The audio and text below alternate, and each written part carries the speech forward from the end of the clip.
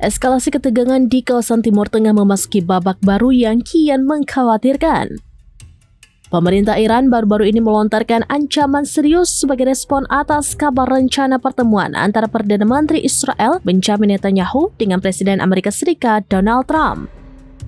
Netanyahu dikabarkan tengah mendesak pemerintahan Trump agar menyetujui serta mendukung peningkatan intensitas serangan terhadap fasilitas nuklir Iran yang selama ini diklaim Israel sebagai ancaman eksistensial. Menanggapi kabar tersebut, Teheran tidak tinggal diam dan memberikan peringatan yang sangat keras.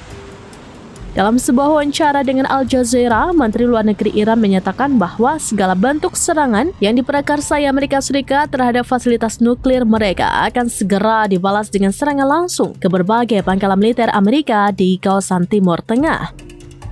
Lebih lanjut, otoritas Iran menekankan bahwa meskipun mereka tidak memiliki niat untuk menargetkan negara-negara yang menjadi tuan rumah pangkalan militer tersebut seperti Qatar, namun keberadaan personel dan fasilitas militer Amerika Serikat di sana tetap dianggap sebagai target yang sah secara hukum perang jika konflik pecah.